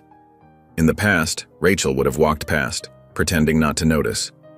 Today, she knelt beside his seat. "May I help you with that, sir?" she asked gently. The man looked surprised, then grateful. "These things get more complicated every year," he chuckled. Rachel adjusted the belt, making sure it was secure but comfortable. "There you go. Please don't hesitate to ask if you need anything else during the flight." As she stood up, Rachel noticed a Middle Eastern passenger receiving nervous glances from some of the other travelers. The man kept his eyes down, clearly used to such treatment. Rachel felt a familiar shame twist in her stomach.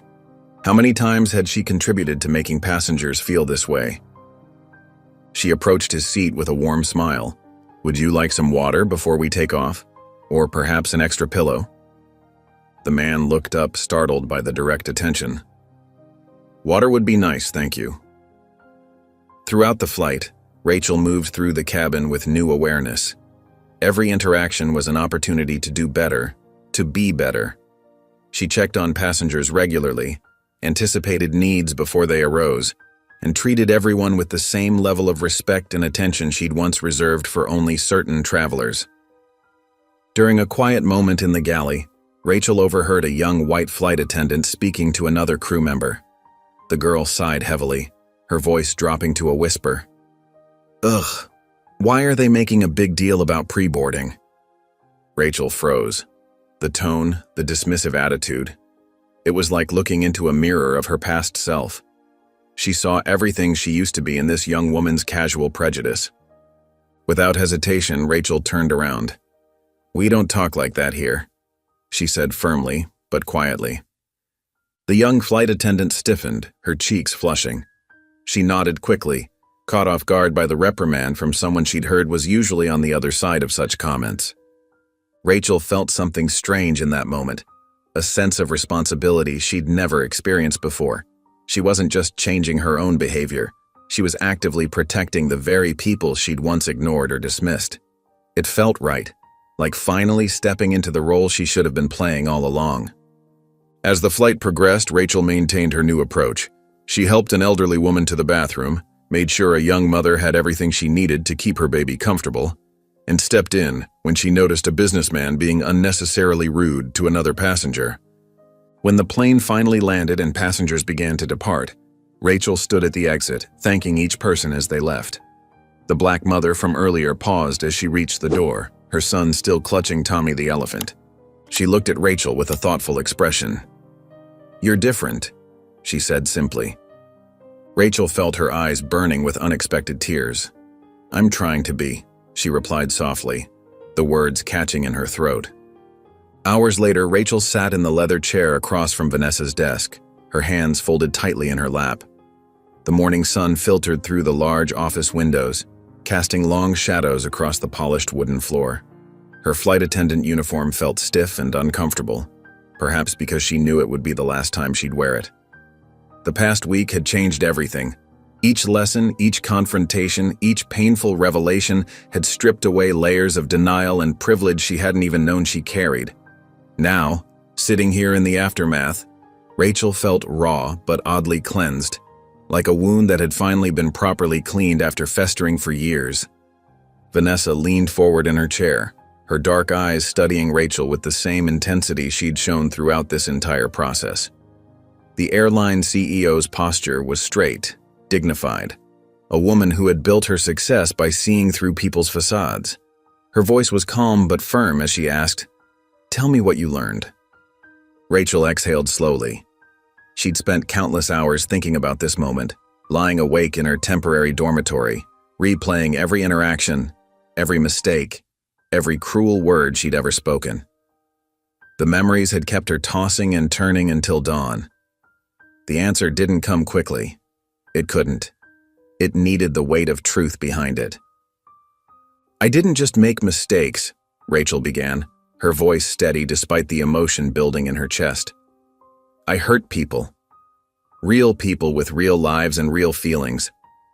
She paused, remembering Camille's face, the pain in her eyes when she described how Rachel's actions had destroyed her career, Mrs. Jackson's quiet dignity, the countless passengers she dismissed over the years with a raised eyebrow or a deliberately slow response. I was blind to things I should have seen, things that were right in front of me every single day.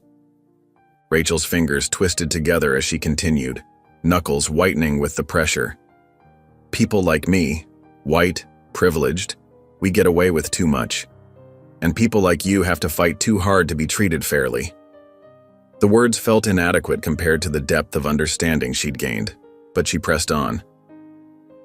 I watched that flight crew yesterday, and I saw myself in that young attendant's casual cruelty. I used to think I was just doing my job, but I was perpetuating something ugly and wrong. Her voice wavered slightly as she met Vanessa's gaze. I don't expect forgiveness. I don't deserve it. But I won't be the same person ever again. I can't be. Not after everything I've seen and learned. The office fell silent. Only the distant hum of the building's air conditioning system filled the space between them.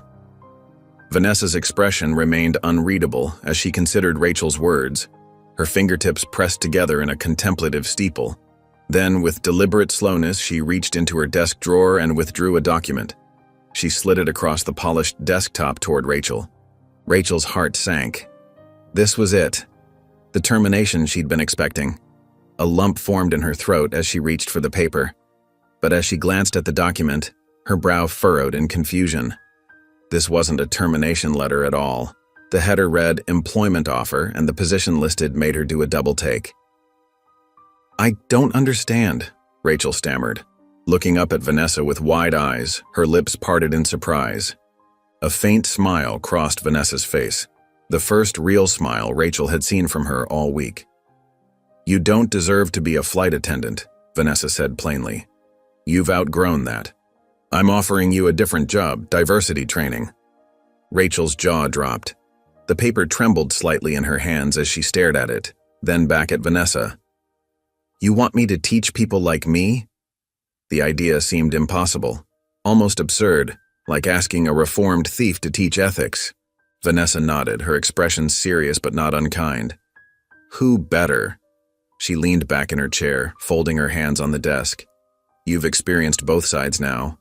You know exactly how privilege blinds us, how casual cruelty becomes normal, how easy it is to dismiss others' humanity.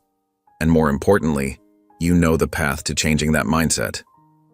Rachel looked down at the offer letter again, her mind racing. The position would involve developing and conducting training programs for airline staff at all levels. She would be responsible for helping others recognize and address their own biases, teaching them the lessons she'd learned so painfully. She would have to stand before people and admit her own failures, use her story as both warning and inspiration. The salary was less than she'd made as a senior flight attendant. The hours would be longer, the work would be harder, emotionally and mentally demanding in ways her previous job had never been.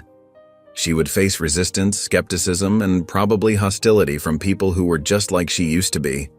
People who would roll their eyes and cross their arms, convinced they had nothing to learn. But she understood now why Vanessa was offering this chance. This wasn't about forgiveness or redemption. It was about responsibility, about taking the harsh lessons she'd learned and using them to create real change, about preventing others from causing the same harm she had inflicted for so many years. Rachel clutched the paper, feeling its weight, not just the physical weight, but the weight of choice it represented. She could walk away from all of this, find another airline job, try to forget everything she'd learned and move on with her life. Or she could dedicate herself to fixing what she had helped break, to preventing others from causing the same kind of harm she had inflicted for so many years. After a long moment, she lifted her head and whispered, "I'll do it." Rachel stood at the front of the training room, her hands clasped tightly behind her back to hide their slight trembling. The space was filled with fresh-faced flight attendants, their new uniforms still crisp and spotless. Their eager expressions reminded her of herself years ago, when she'd thought she knew everything about this job. Now she knew better. Sunlight streamed through the large windows, casting a warm glow across the rows of chairs. The room smelled of fresh coffee and new carpet. On the wall behind her, a projector displayed the Horizon Airlines logo, a sight that once filled her with pride for entirely different reasons. "Good morning," Rachel began, her voice steadier than she felt. "I'm Rachel Myers, and I'm here to talk to you about something that matters more than any safety procedure or service protocol you'll learn during your training." She paused, scanning the faces before her. Young, old, white, black, Asian, Hispanic. This class was more diverse than any she'd trained with. That wasn't an accident. Vanessa had made sure of it. "I'm going to tell you a story," Rachel continued. "It's not a nice story. It's not the kind that makes the storyteller look good. But it's true, and it's important." She moved from behind the podium, choosing instead to perch on the edge of the desk. The casual position felt more honest, more vulnerable, just like the truth she was about to share. 6 months ago, I was a senior flight attendant with this airline. I was good at my job, technically speaking. I knew every procedure, every protocol, every rule in the book. Rachel's lips curved in a bitter smile. What I didn't know was how to be a decent human being. The room fell silent.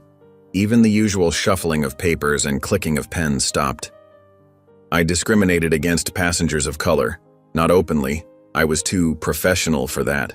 But I did it through subtle dismissals, through selective service, through assumptions I never questioned.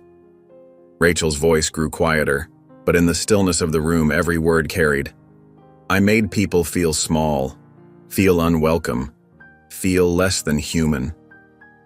She saw a few uncomfortable shifts in the audience. Good.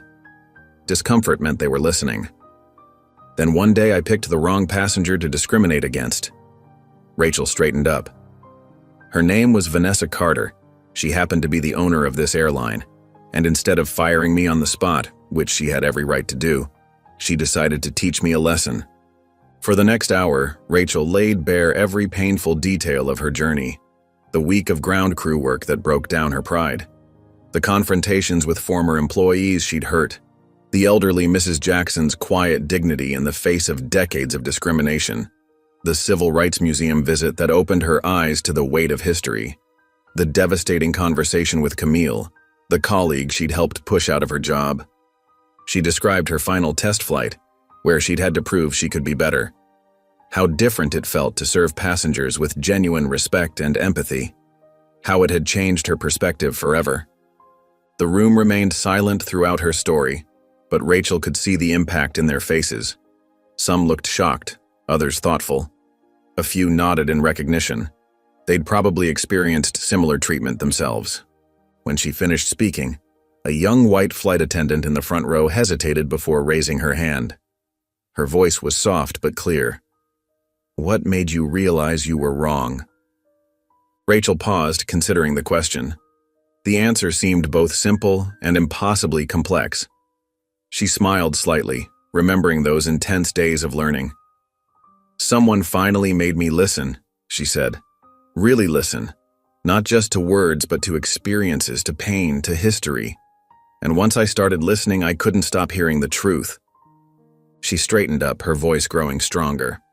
"That's what I want you to understand. This job isn't just about serving drinks or demonstrating safety procedures. It's about treating every single passenger, every single human being, with the dignity and respect they deserve. Not because they might turn out to be the airline owner, but because it's right." After the session, Rachel walked through the familiar airport corridors, but everything felt different. Where she once hurried past without seeing, now she noticed everything. A black family being warmly welcomed at the first-class check-in counter, a Muslim woman passing through security without unnecessary random checks, a white flight attendant rushing to help a black mother struggling with her luggage and toddler. Small changes, perhaps, but significant ones. Changes that showed the airline's new policies and new training were making a difference. Near one of the terminals, she spotted a familiar pair of figures. Vanessa Carter stood tall and elegant as always, holding her son Elijah's hand. The little boy's face lit up when he saw Rachel, and he waved enthusiastically. Rachel waved back, feeling a complex mix of emotions. Shame for who she used to be, gratitude for the chance to change, determination to help others learn what she had learned. Looking at Vanessa and Elijah, Rachel finally understood something important. She was never meant to be the hero of this story. She had been the villain, and then she became something else. Not a hero, but a bridge. A person who could help others recognize their own biases and choose to be better. That was enough. That was everything. Rachel sat at her desk in the Diversity and Inclusion office, surrounded by training materials and feedback forms. The morning sun filtered through the blinds, casting thin stripes of light across her workspace. 6 months had passed since she'd taken on this new role, and slowly but surely she'd been rebuilding herself from the ground up. The office walls displayed colorful posters promoting inclusivity and respect, constant reminders of her mission and the person she was striving to become. A framed photo on her desk showed her latest training class, their faces reflecting the diverse future she now worked to create.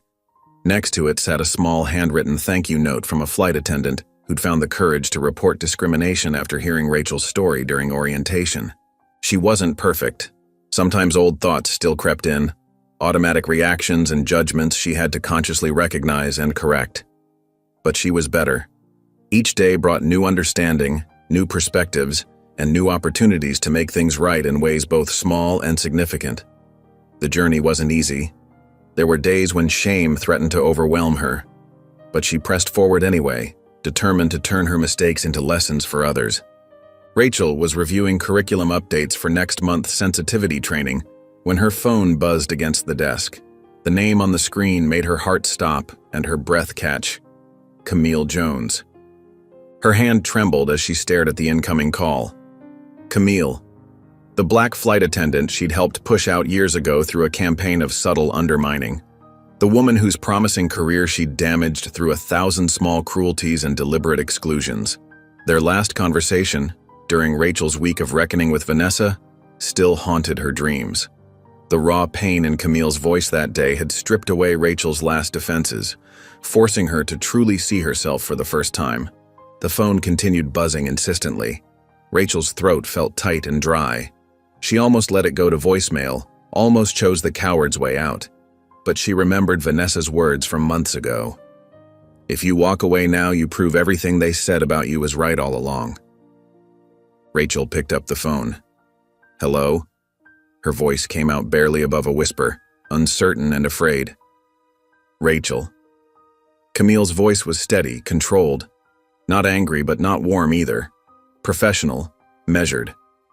I heard you changed. Rachel's free hand gripped the edge of her desk until her knuckles turned white. I'm trying, she managed to say. The words felt woefully inadequate against the weight of their shared history and all the harm she'd caused. She wanted to say more but couldn't find words big enough to span the gulf between them. There was a long pause on the line. Rachel could hear soft breathing, could almost feel Camille weighing her next words carefully. Then, I'm glad. Those two simple words hit Rachel harder than any accusation could have. She felt tears welling up in her eyes, blurring her vision. She had expected, maybe even wanted, Camille to be angry, to yell, to hold on to resentment. That would have been easier to face than this quiet acknowledgement of her efforts. Rachel struggled to find words that wouldn't sound hollow. Camille, I'm so sorry for everything I did to you. Her voice cracked as she spoke, the full weight of her past actions pressing down on her chest. I know, Camille replied. Her voice carried something that sounded like relief, and that was worse than anger could ever be. Relief that someone who had hurt her had finally recognized the damage they'd caused. Relief that maybe, just maybe, others wouldn't have to go through what she did. Camille continued. The new flight attendants, they talk about your training sessions, about how you make them understand things they never noticed before, how you use your own mistakes as teaching moments. Rachel wiped at her eyes with the back of her hand, smudging her mascara. It's the least I can do. After everything ... Yes, Camille agreed simply. It is the least you can do, but you're doing it. That matters in ways you might not even realize. They sat in silence for a moment, the weight of their shared past hanging between them like an invisible thread. Then Camille spoke again, her voice softer but still firm. I didn't call to absolve you, Rachel. What you did, what people like you did, it changed my life, not for the better. I know, Rachel whispered, her chest tight with shame.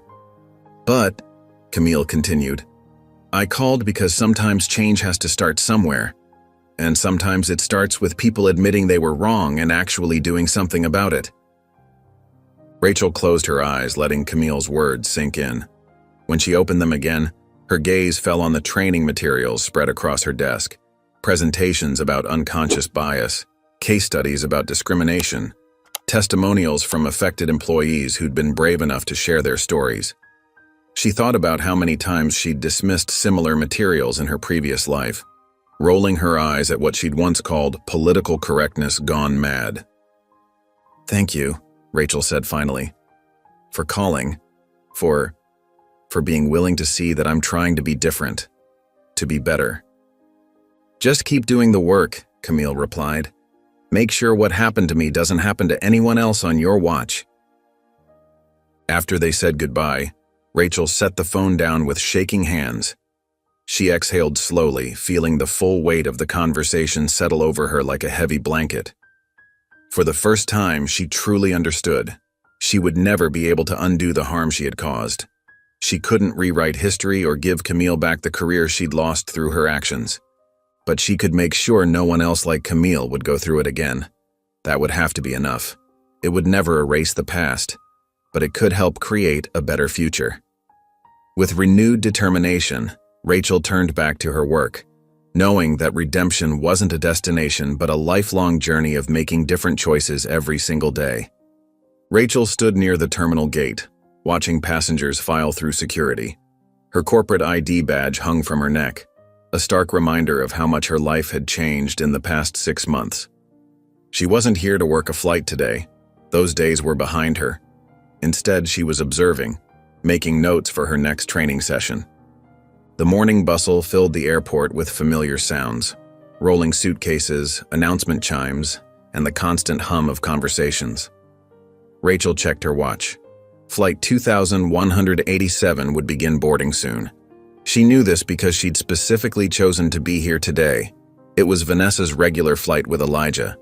As if on cue, she spotted them approaching the gate. Vanessa walked with her usual quiet confidence, holding Elijah's small hand. The boy skipped alongside his mother, clutching a toy airplane in his free hand. Rachel noticed how different the scene was from that fateful day 6 months ago. A young flight attendant stood at the gate, her blonde hair pulled back in a neat bun. Rachel watched intently as a black mother with 2 children approached the counter. This was the moment, the kind of interaction that Rachel herself had handled so poorly in the past. The flight attendant's face lit up with a genuine smile.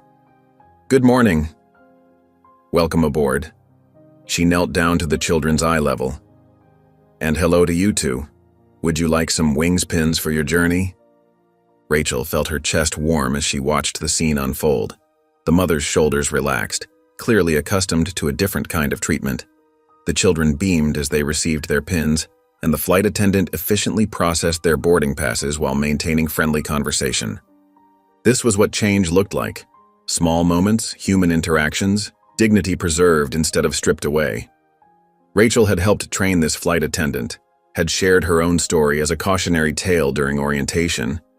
Seeing the results in person made her throat tight with emotion. She was about to turn away, satisfied with her observations, when she heard a familiar voice. "Rachel?" She turned to find Vanessa looking at her, one eyebrow raised in that knowing way of hers. Elijah stood beside his mother, his face lighting up with recognition. Rachel hesitated.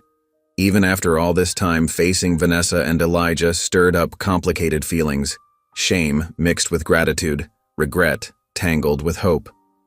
But she walked over to them, forcing a small smile. Before she could speak, Elijah bounced forward, holding up his toy plane with enthusiasm. "Miss Rachel, I remember you." The words caught her off guard. Rachel blinked, surprised by the child's cheerful greeting. "You do?" Elijah nodded vigorously, his innocent face breaking into a wide grin. "You're the mean lady who got nice." Rachel felt her body stiffen at the blunt description. Then, something unexpected happened. She laughed. Not a polite chuckle, but a genuine laugh that bubbled up from somewhere deep inside her. Because of course that's how a child would see it. No complex explanations, no careful corporate language about growth and learning. Just the simple truth. She had been mean, and now she was nice. "Yeah," she managed through her laughter, wiping at her eyes. "That's me." Vanessa stood watching this exchange, a knowing smirk playing at her lips. "You did good, Rachel." Those 4 words coming from Vanessa meant more than any corporate commendation ever could.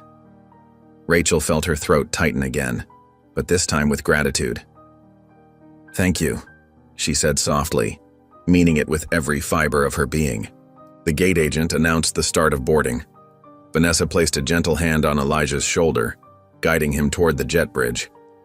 Rachel watched them go, struck by how different this scene was from their last encounter at this very gate.